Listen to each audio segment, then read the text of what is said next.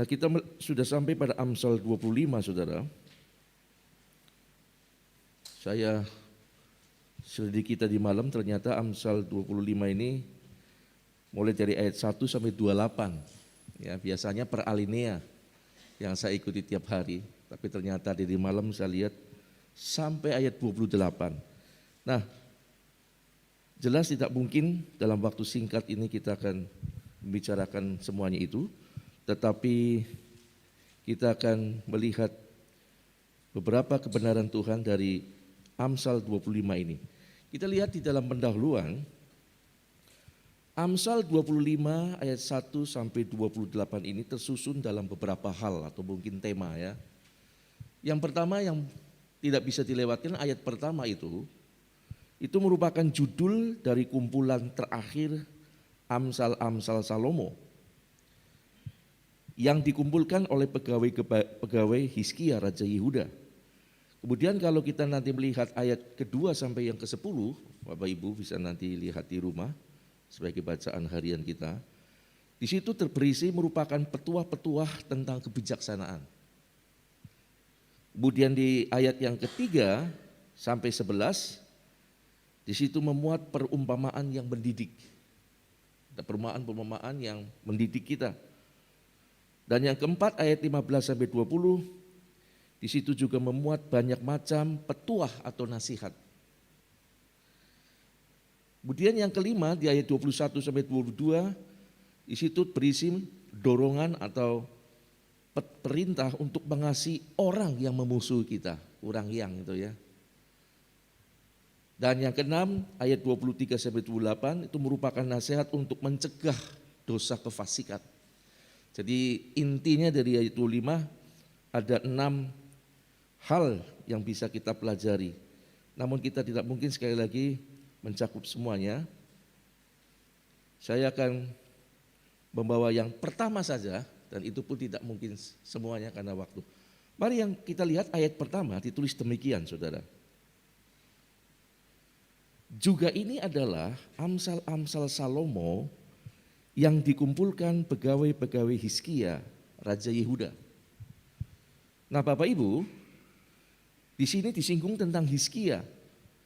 Nah, Hizkia itu memerintah Yehuda 200 tahun setelah Salomo. Ya. Dalam catatan yang saya pelajari itu kira-kira tahun 715 sampai 686 sebelum Masehi. Ya. Ayatnya di 2 Raja-Raja 18 ayat 1 sampai 20 tentang pemerintahan Hizkia dan masih banyak ayat yang lain. Nah, kemungkinan yang mengumpulkan Amsal ini adalah Eliakim, Yoah dan Sebna, pegawai-pegawai Hizkia. Dan ini dipilih dari 3.000 Amsal yang digubah Salomo, luar biasa saudara. Jadi masih banyak sebetulnya Amsal Salomo. Ya, itu ditulis di 1 Raja-Raja 4 ayat 32. Dari 3.000 Amsal itu dipilih Amsal-Amsal pengajaran yang sampai hari ini kita ada itu. Jadi benar kalau sampai dicatat semua, maka langit kalau jadi kertas, laut jadi tinta, semua rumput jadi penanya nggak sanggup memuat, saudara. Ya. Nah, kemudian masuk di ayat yang kedua, saudara, dikatakan kemuliaan Allah ialah merahasiakan sesuatu, tetapi kemuliaan raja-raja ialah menyelidiki sesuatu.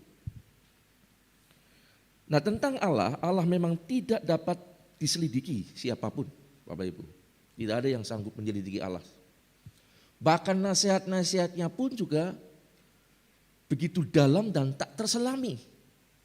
Jika bukan karena Tuhan sendiri yang mengilhamkan, tidak akan paham seseorang. Paulus menyadari hal ini dan mengakui, tercatat di dalam Roma 11 ayat 33, ayatnya berbunyi demikian. Oh, alangkah dalamnya kekayaan, hikmat dan pengetahuan Allah. Sungguh tak terselidiki keputusan-keputusannya dan sungguh tak terselami jalan-jalannya. Dan itu memang kemuliaan Allah. Tak akan bisa diselidiki apapun. Kecuali sekali lagi, Roh Allah sendiri yang mengilhamkan kepada hamba-hambanya untuk dapat memaparkannya lewat pencerahan daripada firman-Nya. Nah kemudian jika kemuliaan Allah adalah ia tidak perlu menyelidiki sesuatu apapun. Karena ia mengetahui tanpa menyelidiki, ini Tuhan. Bahkan dia tidak terselidiki saudara. Nah, Allah memiliki kemuliaan ia nggak perlu menyelidiki karena tahu apapun. Tetapi bagi raja-raja, kata firman Tuhan, adalah merupakan kehormatan untuk mencari tahu dan menyelidiki semua perkara yang diperhadapkan kepadanya. Untuk tidak tergesa-gesa mengambil keputusan. Jadi ada dua perbandingan, Allah kemuliaannya menyembunyikan. Kemudian raja-raja kemuliaannya justru menyelidiki. Nah raja-raja saudaraku yang Tuhan kasihi, sebagai pemegang pemerintahan dalam kerajaan, untuk menjadi raja yang baik, dia harus bisa menyelidiki perkara yang diberhadapkan kepadanya. Sehingga tidak sembarangan mengambil keputusan, tapi mengambil keputusan yang bijak.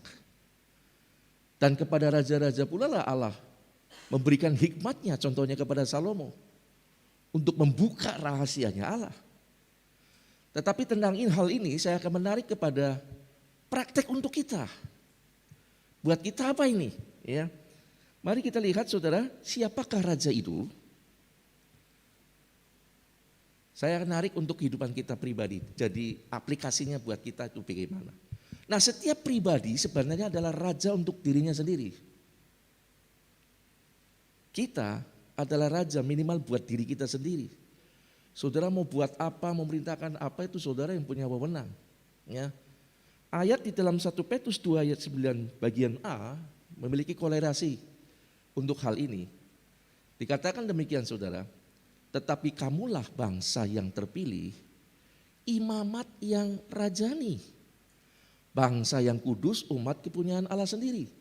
Jadi setiap orang yang percaya kepada Tuhan itu imam-imam dan raja-raja, punya kerajaan, berkerajaan. Kelak di dalam pemerintahan 1000 tahun pun kita akan jadi seperti raja-raja ikut memerintah. Jadi raja ini berbicara, saya menarik untuk kehidupan kita, aplikasi kita sehari-hari. Saudara adalah raja minimal untuk diri kita sendiri. Nah sebagai raja saudaraku, kita mesti harus bertindak bijaksana. Tindakan-tindakan itu salah satunya adalah ayat 4.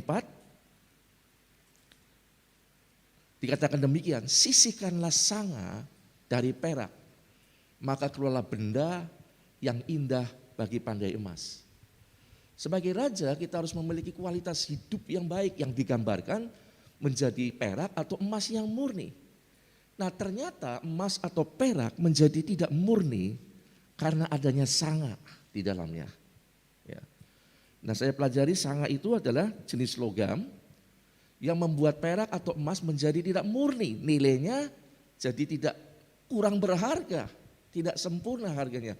Dan ditulis di dalam Yeskiel 22 ayat 18 itu diantaranya tembaga, timah putih, besi, timah hitam yang jadi sanga, artinya bukan berarti logam-logam ini tidak berguna, tetapi karena dia mencampur di dalam emas atau perak, jadi membuat perak dan emasnya jadi tidak murni. Nilainya kurang, rendah. Ya, saudara bisa baca di Yeskiel 22 ayat 18. Nah sanga dalam hidup kita itu apa? Kalau di perak emas itu adalah ini, logam-logam ini. Dalam hidup kita yang kadang-kadang kita menjadi tidak bijaksana, kita mengatur diri kita sendiri seenaknya, sehingga kita menjadi orang yang tidak murni, tidak tulus. Sebagai raja-raja yang enggak pure murni di hadapan Tuhan, karena ada sanga. Sanga-sanga dalam hidup kita itu apa yang harus disingkirkan Bapak Ibu? Nah untuk menjaga kualitas hidup seorang raja, kita ini adalah raja-raja di hadapan Tuhan. Diberi hak mengatur hidup kita. Ya, itu kita harus bebas dari sanga duniawi. Nah sanganya kita itu apa? Di dalam Kolose 3 ayat 18 saudara dikatakan demikian. Tetapi sekarang buang ini sanganya saudaraku, yaitu marah. Apakah kita tidak boleh marah? Marah boleh, tapi jangan marah yang irasional. Marah yang tidak ada sebabnya, ini membuat nilai kita turun. Ini orang sebetulnya baik loh ya, Tapi ada nggak baiknya apa? Gampang marah, sumbu pendek, dikit-dikit tersinggung. Ini sangat, saudaraku. Membuat nilai kita jadi nggak pure. Lalu geram. Geram itu marah yang terus disimpan, saudara. Marah, tapi ketika lihat orangnya muncul, marah lagi muncul, geram kita. Itu juga tidak bagus. Kadang-kadang ada orang bilang ini orang bagus dalam hal ini, tapi sayang. Itu sayangnya itu yang membuat tidak murni.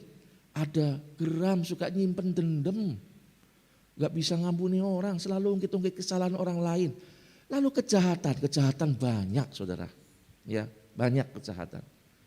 Di dalamnya muncul ketidakjujuran, ya, penipuan dan sebagainya. Ini yang membuat sangat dalam hidup kita. Kemudian fitnah, lah ini dia, fitnah juga.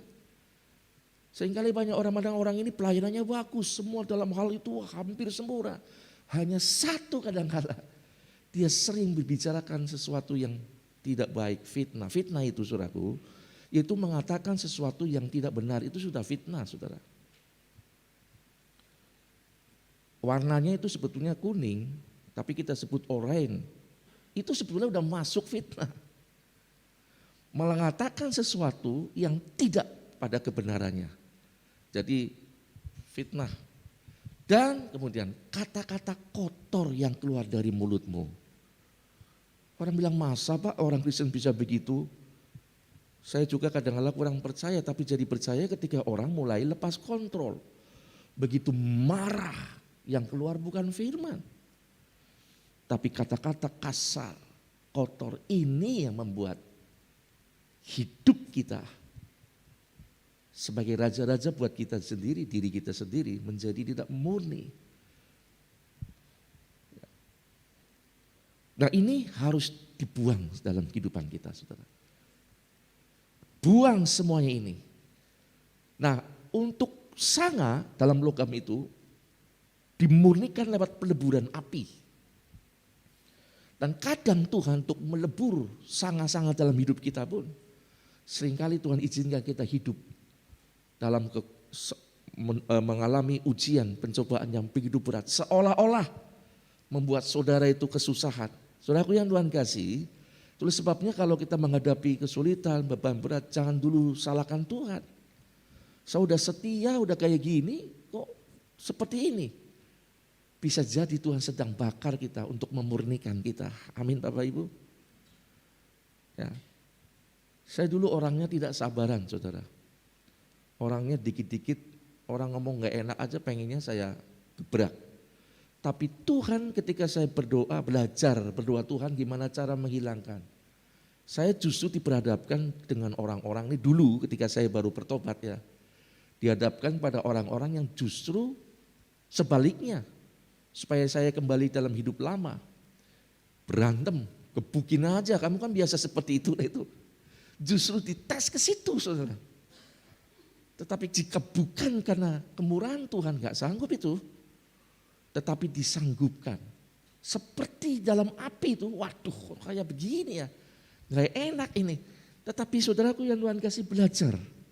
Bahwa dalam hidup kita memang Tuhan perlu untuk melumerkan sanga ini sehingga kita muncul sebagai sesuatu yang Tuhan mau. Perak-perak yang berharga, yang murni, emas, jangan campuran macam-macam. Maka harus dilebur. Dan kadang-kadang kita menghadapi suatu situasi seperti kita masuk dalam peleburan.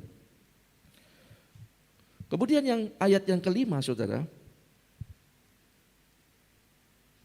Dikatakan sisihkanlah orang fasik dari hadapan raja. Maka kokohlah tahtanya oleh kebenaran.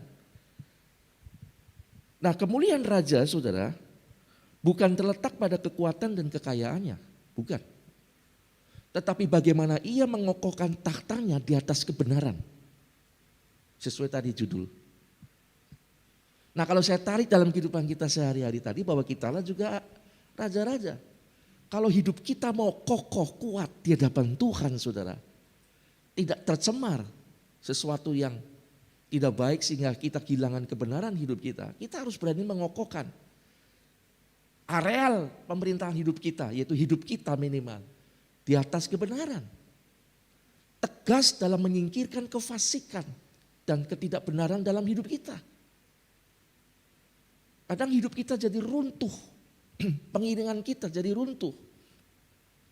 Areal kepemimpinan hidup kita sebagai raja-raja secara pribadi di hadapan Tuhan jadi runtuh. Karena apa? Ada ketidakbenaran yang disebut orang fasik ini. Nah, kefasikan di dalam kehidupan kita, saudaraku, dalam aplikasi hidup kita sehari-hari, hidup kita sebagai imamat yang rajani juga harus bebas dari kefasikan, yaitu sifat yang seperti apa kefasikan itu. Dalam catatan selanjutnya, yang pertama tidak mau kenal hukum. Ini orang fasik, saudara. Dikasih tahu, tapi tidak pernah mau mengenal. Timotius mengatakan yang walaupun selalu ingin diajar, tapi tetap tidak mau untuk menerima kebenaran. Yang kedua, sifat tidak setia. Ya, ini dia. Jangan sampai kita menjadi orang-orang yang tidak setia. Sudah tidak mau mengenal hukum, tidak setia. Yang ketiga, tidak memiliki penundukan diri. Raja, di atas raja ada raja. Raja yang paling utama di hidup kita adalah Yesus. Kita hanya diangkat jadi imamat rajani, imamat-imamat yang kerajaan. Tetapi kita harus memiliki juga penundukan pada otoritas yang di atas. Bapak Ibu, kalau Bapak Ibu pelajari Alkitab, tokoh-tokoh yang kemudian dipakai Tuhan, semua memiliki roh penundukan diri. Raja dia, tetapi maaf kata dia dipecat dari kedudukan raja karena gak memiliki sifat penundukan diri ini. Ngeyel dia. Mundur aku, Simpson, mundur betul, Simpson. Dia nasir Allah yang luar biasa, gak ada yang sehebat Simpson. Tapi dia gak punya roh ini, penundukan diri. Juga saudara bisa lihat bagaimana kondisinya. Lalu masuk kepada zaman Tuhan Yesus, saudaraku yang Tuhan kasih, dari 12 murid Tuhan. Yudas, notabene orang yang paling pintar. Dari semua murid nelayan, tapi tidak, yang terpelajar adalah Yudas. Tapi gak punya roh penundukan diri. Kelihatannya sih, tapi dia memiliki roh yang gak mau mengenal hukum, maunya sendiri. Sampai dia jual Yesus, karena keserakahan. Yang pada akhirnya masuk kepada poinnya keempat, menjadi pemberontak kepada Allah.